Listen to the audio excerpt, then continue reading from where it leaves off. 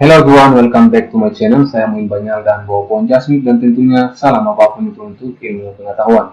Di video kali ini kita akan bahas mengenai bagaimana menentukan medan magnet yang diakibatkan oleh arus listrik yang mengalir pada kawat ya.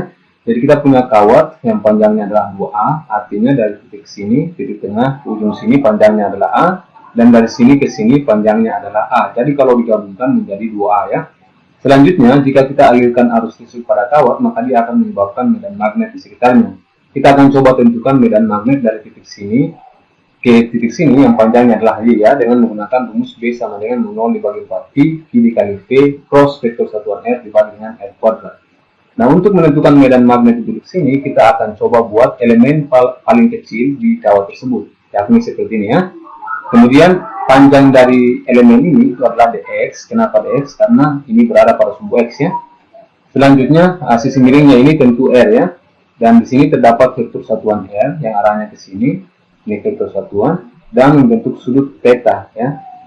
Nah, karena kita ingin tentukan medan magnet di titik sini akibat arus listrik yang mengalir pada bagian kecil ini, maka rumus ini kita akan tulis ulang menjadi dB ya, dalam bentuk diferensial, artinya yang kita pinjam ini perubahannya yang sangat kecil. Oke, dB sama dengan mu 0 dibagi dengan 4 pi, terus I arus listrik dx cross vektor satuan R dibagi dengan R kuadrat. Nah, mungkin ada di antara kalian bertanya, kenapa dari Q dikali V itu tiba-tiba berubah menjadi I dikali dx? Nah, kalau kalian bertanya, ya saya akan jawab. Oke, jadi gini ceritanya. Kita punya definisi bahwa arus listrik itu kan sama dengan perubahan muatan dQ dibagi dengan dt. Nah, atau jumlah muatan Q dibagi dengan dt. Jadi kalau yang ditanya Q-nya, berarti dt-nya dikali ke sini ya. Jadi I dikali dt. Nah, selanjutnya kita tahu bahwa kecepatan V itu definisinya adalah perubahan posisi dibagi dengan waktu. Nah, jadi kalau Q dikali V, sorry, ini vektornya jelek, Q dikali V ini sama dengan, nah, Q-nya apa? Q-nya adalah I dikali dt. I dt. Selanjutnya, V-nya adalah dx per dt. dx per dt. Selanjutnya, dt sama dt saling menghilangkan. Jadi, Q dikali V ini sama dengan I dikali dx. Nah, jadilah seperti ini ya.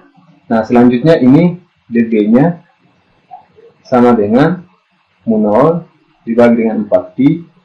Nah, I dikali dx dikali 1 dikali sin theta. Sin theta dibagi dengan R kuadrat.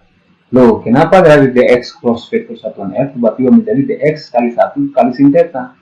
Nah, kita tahu bahwa definisi dari perkalian cross product antara vektor dx dengan vektor satuan R itu sama dengan besarnya dx dikali dengan besarnya vektor satuan R dikali dengan sin theta ya, sin theta seperti ini.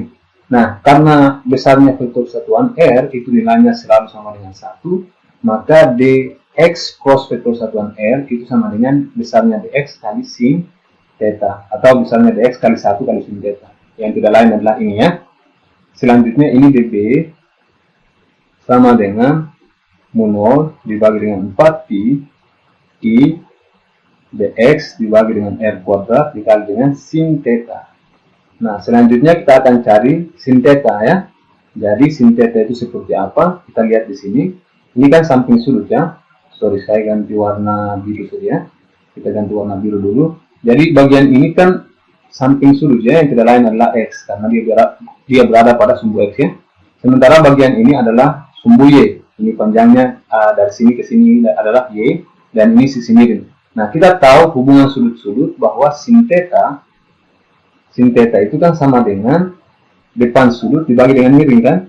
Depan sudut adalah y, ini depan sudut y dibagi dengan miringnya sudut, yakni adalah r ya. Nah, jadi kita bisa ganti sin theta menjadi y per r. Saya ganti jadi warna hijau. Jadi ini dB sama dengan mu 0 dibagi 4 pi, kemudian I dx dibagi dengan R kuadrat. Nah, sin theta kita ganti menjadi Y per R. Y per R. Nah, selanjutnya dB sama dengan mu 0 dibagi 4 Pi I Y dx, saya pindahkan Y ke depannya, jadi Y dx dibagi dengan R kuadrat kali R sama dengan R pangkat 3. Nah, seperti itu ya. Selanjutnya kita lihat R-nya ini seperti apa. Nah, ini sisi miring kan, kita gunakan Pythagoras, yakni R kuadrat sama dengan X kuadrat ditambah Y kuadrat kan. X kuadrat ditambah Y kuadrat. Nah, selanjutnya R-nya sama dengan akar dari X kuadrat ditambah Y kuadrat. Atau kita bisa tulis ulang menjadi R sama dengan X kuadrat ditambah Y kuadrat pangkat 1/2. Gitu ya. Nah, tinggal kita ganti ini menjadi dB sama dengan mu 0 dibagi dengan 4 Pi I Y dx dibagi dengan, nah, ini X kuadrat ditambah Y kuadrat pangkat 1, bukan 1/2 ya. Ingat di sini ini kan R pangkat 3 ya. Berarti karena R itu adalah X kuadrat tambah Y kuadrat pangkat 1/2, berarti kalau R pangkat 3 ini sama dengan X kuadrat tambah Y kuadrat pangkat 1/2 dipangkatkan 3. Jadi ini X kuadrat ditambah Y kuadrat pangkat 1/2 kali 3 sama dengan 3/2. Jadi ini pangkat 3/2. Inilah medan magnet di titik sini, akibat arus listrik yang mengalir pada bagian kecil di sini ya, pada kawat. Nah, selanjutnya jika kita ingin tahu medan magnet yang di titik sini akibat arus listrik yang mengalir pada kawat secara keseluruhan, maka tinggal kita integralkan persamaan ini ya. Jadi kita integralkan, saya pindahkan dulu ke sini. Nah, saya ganti warna pink ya. Jadi tinggal kita integralkan saja persamaan ini. Integral dB ini sama dengan 2 dikali dengan integral mu 0 dibagi dengan 4 Pi, kemudian I Y dx dibagi dengan X kuadrat ditambah Y kuadrat pangkat 3/2. Nah, ini batasnya dari 0 sampai A. Kenapa dari 0 sampai A? Kita lihat di sini. Ini kan titik tengah di sini ya. Nah, ini 0. Nah, ke sini sampai ke sini kan panjangnya A ya. Nah, kenapa 2? Karena kan yang kita tinjau kan bagian sini saja. Nah, untuk tahu bagian ini juga berarti tinggal kita kali 2 ya. Makanya ini integral dB sama dengan 2 kali integral 0 sampai A mu 0 per 4 Pi Y dx dibagi dengan X kuadrat tambah Y kuadrat pangkat 3/2. Oke, saya naikkan sebentar ya. Oke, cukup. Nah, integral dB adalah B, sebagaimana integral dx adalah X, integral dy adalah Y, gitu ya. Nah, selanjutnya ini 2 sama 4 saling hilangkan, yang di bawah tinggal 2 Pi. Jadi, kita lihat mu 0 ini konstanta, kita bisa keluarkan dari variabel integral, I juga, Y juga, dibagi dengan 2 Pi ya, yang di bawah tinggal 2, ini 2 Pi. Oke. Nah, selanjutnya, ini integral 0 sampai A dx dibagi dengan X kuadrat ditambah Y kuadrat pangkat 3/2. Nah, jadi ini B sama dengan mu 0 dikali I dikali Y dibagi 2 Pi. Nah, hasil dari integral dx per X kuadrat tambah Y kuadrat pangkat 3/2 itu adalah, hasil integralnya itu adalah X dibagi dengan Y kuadrat dikali dengan X kuadrat ditambah Y kuadrat pangkat 1/2 ya. Ini hasil integralnya adalah pangkat 1/2. Ini batasnya dari 0 sampai A. Nah, kenapa bisa seperti ini?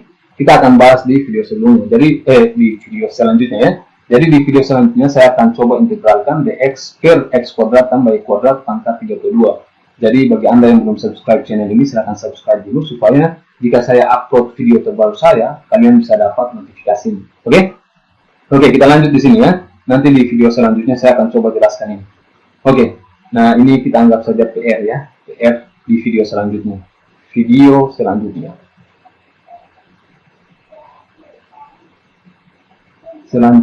Oke. Gitu aja ya. Nah, sekarang tinggal kita masukkan syarat batasnya. Jadi ini B sama dengan mu 0 dikali I. Nah, Y di sini saling menghilangkan sama yang ini ya. Jadi ini 2Pi, kemudian ini X. X-nya ini kita ganti A ya. Kita masukkan ini syarat batasnya, kita masukkan A dulu. Jadi A dibagi dengan, ini Y tinggal 1 ya. Jadi untuk setiap nilai X kita ganti dengan A. Nah, X kuadrat jadi A kuadrat tambah Y kuadrat pangkat 1/2. Nah, dikurang 0 tentunya, tapi karena ini kali 0, ya 0 juga, jadi kita tulis saja yang ini. Oke, selanjutnya kita tinjau apa lagi. Jadi, ini adalah medan magnet. Medan magnet di titik ini ya. Medan magnet di titik ini akibat arus listrik yang mengalir pada kawat ini secara keseluruhan. Jadi, kita peroleh, saya tulis ulang di sini pakai warna apa ya? Warna hijau saja. Oke, jadi ini medan magnet akibat arus listrik yang mengalir pada kawat secara keseluruhan itu adalah mu 0 I dibagi 2Pi, kemudian ini A dibagi dengan Y, A kuadrat tambah Y kuadrat pangkat 1/2. Oke, nah sekarang kita coba buat syarat batas. Bagaimana jika panjang kawatnya itu lebih besar daripada jarak dari titik sini ke sini ya, titik di mana kita ingin tentukan medan magnet.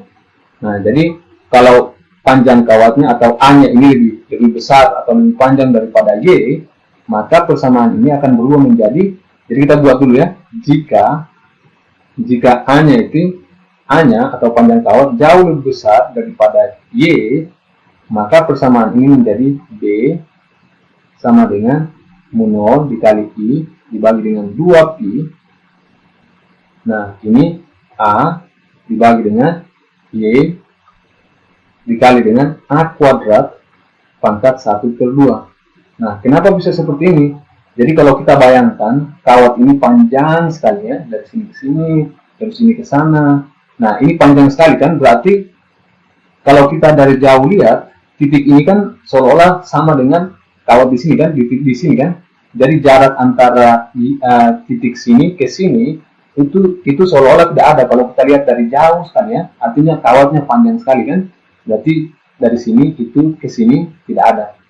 Atau hampir sama dengan 0. Makanya kita abaikan sehingga ini yang pada persamaan ini tinggal A kuadrat ya, Y-nya sama dengan 0. Oke. Selanjutnya ini tinggal kita substitusi, jadi B sama dengan mu 0 dikali I dibagi dengan 2Pi. Nah, ini A, Y, A kuadrat pangkat 1/2. Ini A kuadrat sama ini saling menghilangkan.